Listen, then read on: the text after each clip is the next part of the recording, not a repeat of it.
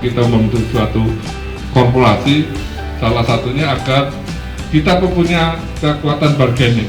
Nah, harapannya nanti setelah ini barangkali bisa ditindaklanjuti dengan di Lamongan ini ada kawasan korporasi sapi potong atau kawasan korporasi yang lain-lain di komoditi peternakan. Saya melanjutkan dan akan memaparkan bagaimana kondisi dan usaha yang dijalankan oleh kelompok kami. Jadi perkenalkan, saya Tommy Kristianto, Pak. Jadi kami selaku ketua kelompok tani ternak Sumber Rezeki Desa Sumbersari. Adapun yang memberikan pengantar tadi adalah Bapak Niti. Bapak Niti ini adalah perintis pertama, pendiri kelompok pertama sejak tahun 2004 yang sudah disampaikan sejarah singkat tentang kondisi kelompok kita. Adapun mulai 2018 kami melihat potensi yang ada kandang namun tidak dimaksimalkan itu, sehingga kami membentuk lagi dengan nama yang sama, ya, namun semangatnya diperbarui lagi, Pak, dengan kelompok Sumber Rezeki Masa Depan Peternak Sumbersari. Kenapa kita sebut masa depan? Karena kita yakin bahwa masa depan itu adalah ditentukan apa yang kita lakukan hari ini.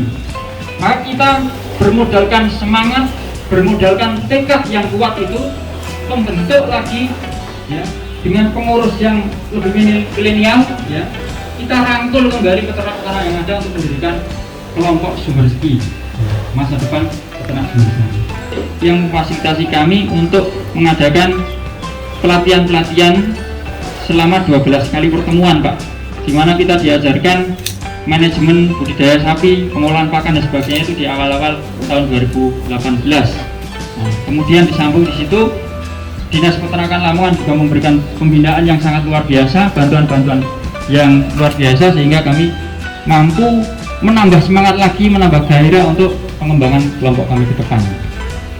2019 kita sudah bisa ngolah pakan, ya, berupa silase dan sebagainya.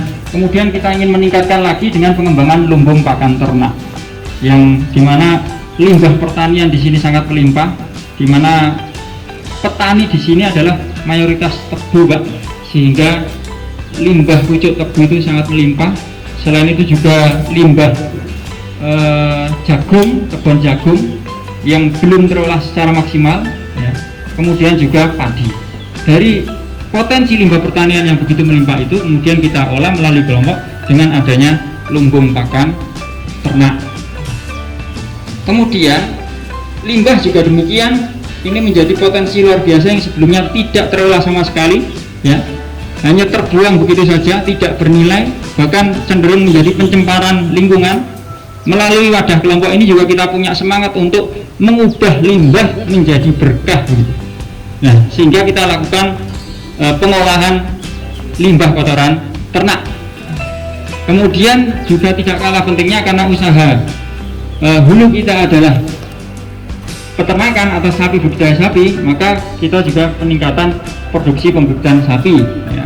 Jadi peternak ini juga perlu peningkatan SDM untuk bagaimana memilih bibit yang bagus, karena kita sempat penggemukan namun kurang berhasil, sehingga kemudian kembali ke kulturnya masyarakat Sumbersari adalah pembibitan, ya. Ini maka perlu wawasan dan pengetahuan bagaimana cara memilih bibit yang baik.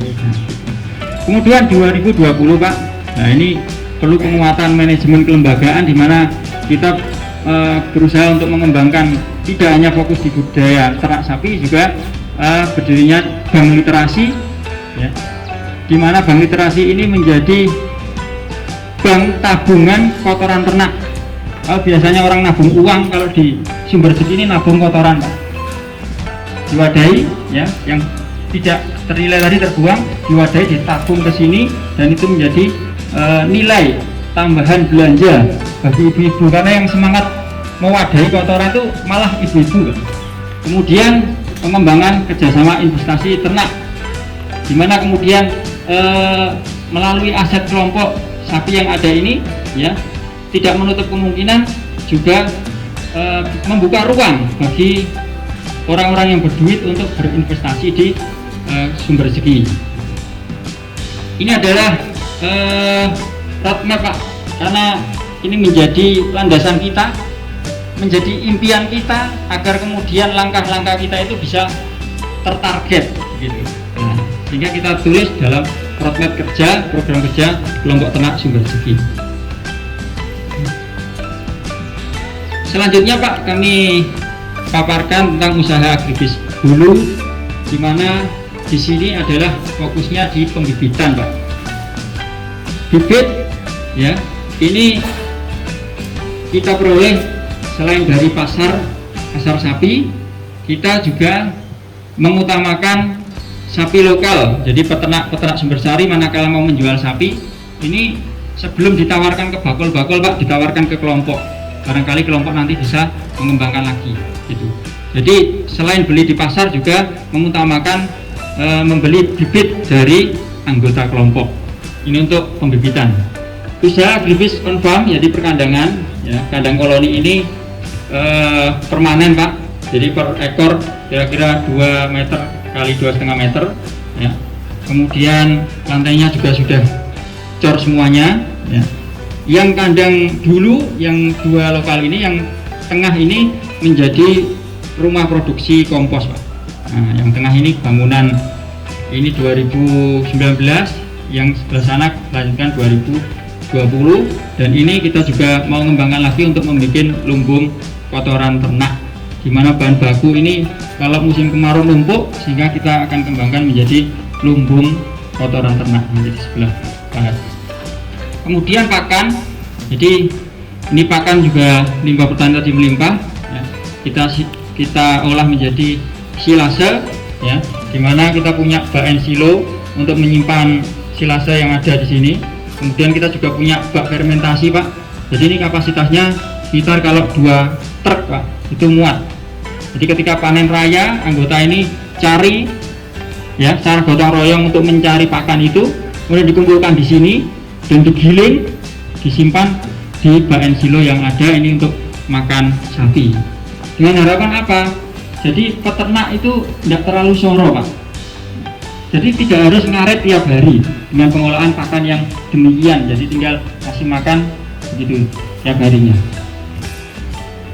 Kemudian konsentrasi ini kita kerjasama dengan DSM Pak. DSM itu Berkas Sapi Makmur, di mana ini adalah paguyuban mitra binaan Petrokimia Gresik di Lamongan yang memproduksi konsentrat.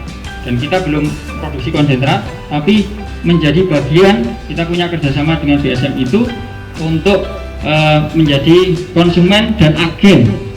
Jadi kita memakai untuk di kelompok dengan harga yang lebih murah, dan kita juga bisa menjual ke peternak atau kelompok yang lain melalui kerjasama di DSM itu.